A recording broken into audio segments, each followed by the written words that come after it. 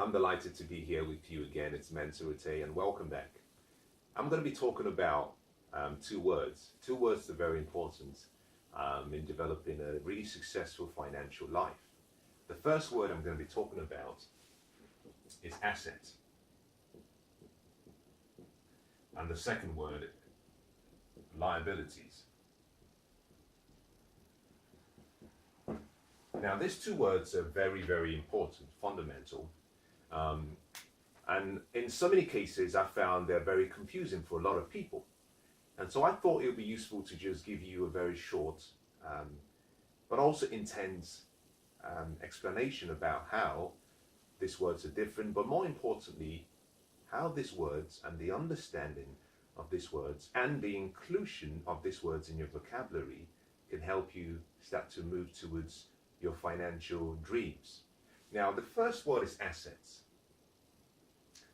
To understand both words, there is another word that lies as the lowest common denominator.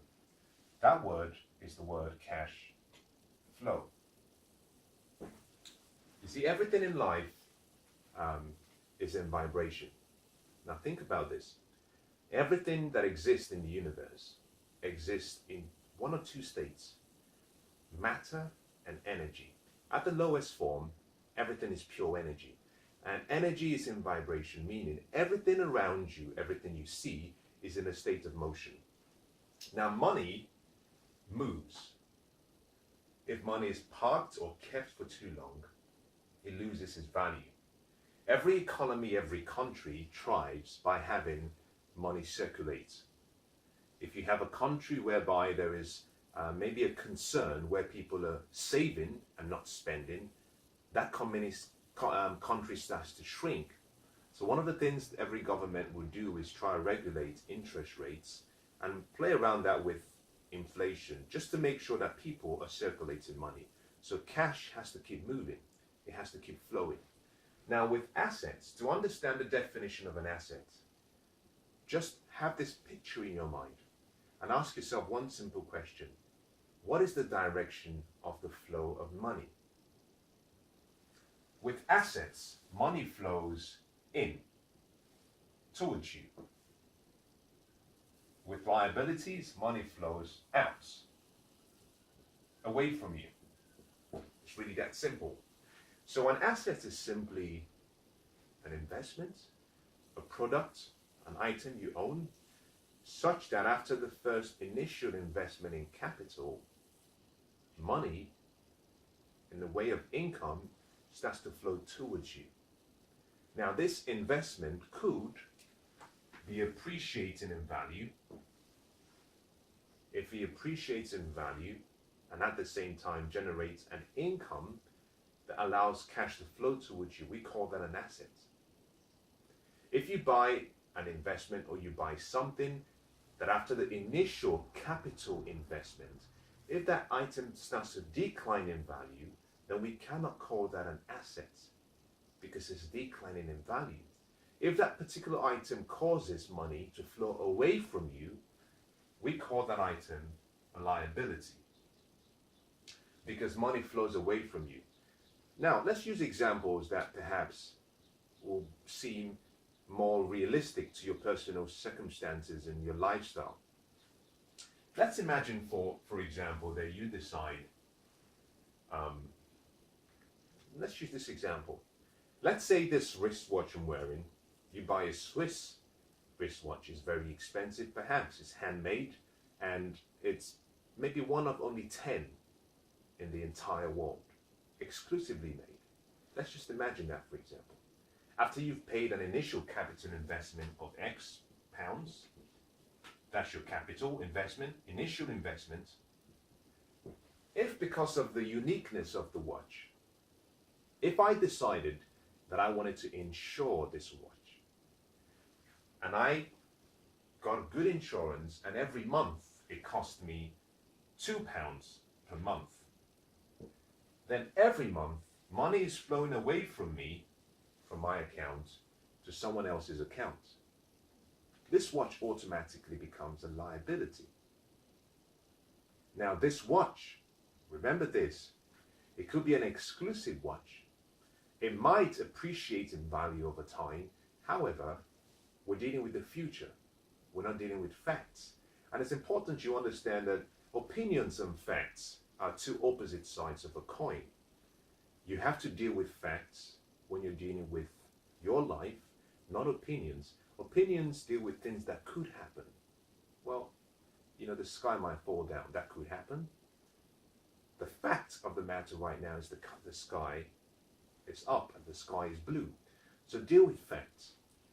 It might increase in value, but right now it's costing me money, so it's a liability. Now, on the other hand, you might have decided to buy a home. Your home is an investment. It's an investment. However, your home requires a mortgage payment. So every month you have to pay the agreed repayment amount over the duration of the loan. Now, every month money flows away from you. In addition to the mortgage, you may have to pay for the insurance. You might have to pay for the maintenance. You might have to pay for the utility bills. That home automatically causes money to flow away from you. That means your home is a liability. However, it's a good liability, and I'll deal with this later on. But it is a liability because it's costing you money every month. Now, it's appreciating in value depending on where you live. However, the long-term value increase is an opinion. It may have increased in value over the last 12 months, and that is what you deal with. But you don't consider the value increase in the future because that's an opinion. Who knows, if there is a demand-supply change or shift, it could decline in value. Now, if you took the investment amount, but rather than buy a home, if you decided to invest that same amount of money in a property, but instead you buy a commercial property or a residential property, if you rented this property out in such a way that the income you generated from the rental was more than enough to cover the expenses that you had to pay, mortgage, insurance, maintenance, if you had a net profit, then what you have now is an asset, because now the same house, the same building, the same real estate investment is causing money to flow to you. That becomes an asset. It's really that simple. Now, your home is a liability.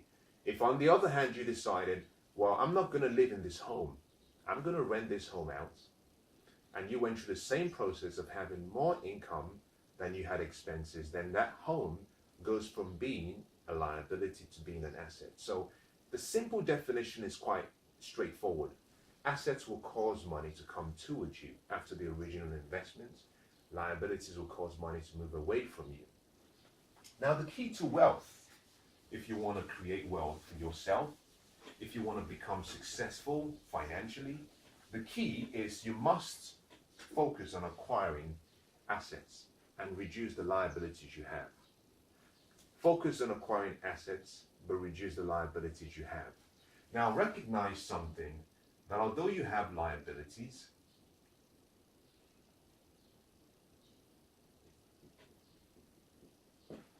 there are good liabilities and there are bad liabilities. So not all liabilities are bad. There are good liabilities and there are bad liabilities. You just have to distinguish the difference between the two. Let me give you a good example. I started by saying your home is a good liability. If you manage it well, if you pay off the rent well, if you were careful and strategic in using financial wisdom in deciding, for example, the loan amount, the duration of the period. I'll give you a good example of what I mean. The typical home normally will come with a 30-year loan period.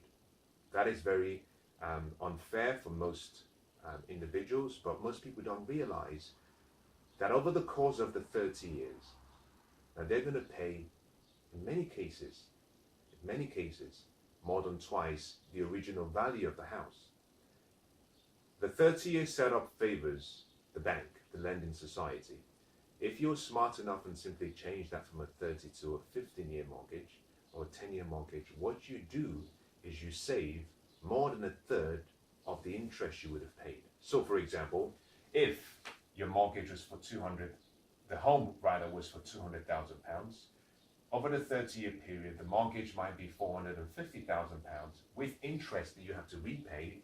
However, if you took this from a 30-year mortgage down to a 15-year or 10-year mortgage, what you do is you save on average about £150,000 in interest payments. That's important.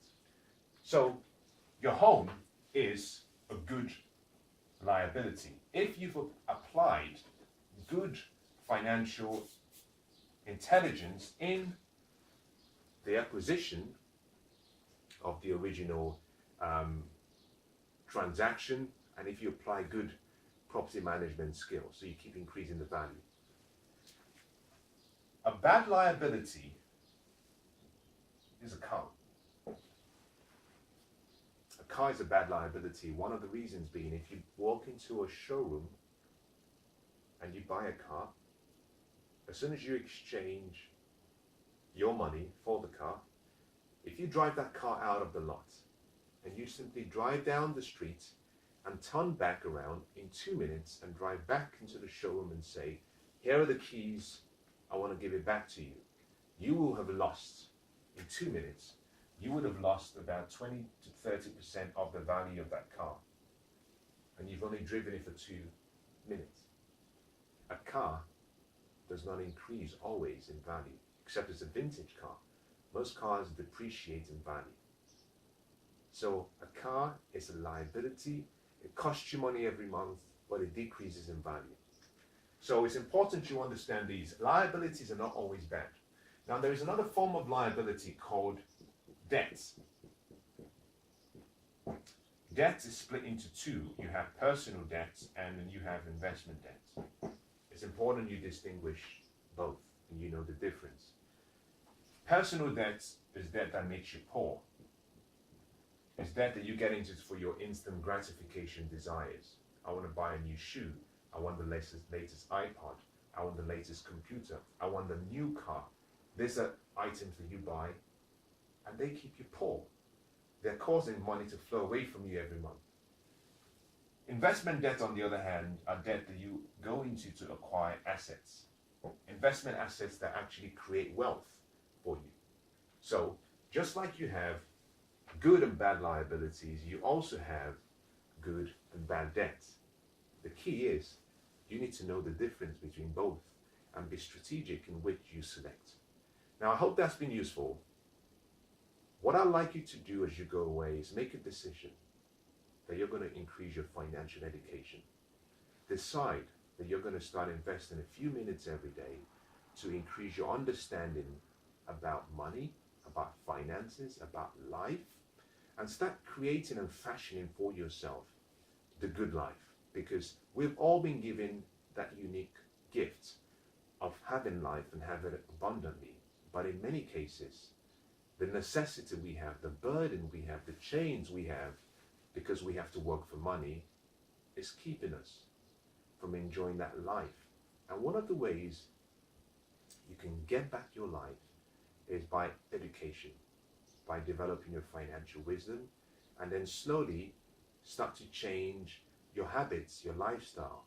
And over time, what you find is that you focus now on acquiring more assets and less liabilities. And once you start doing that, wealth will welcome you with open arms. God bless.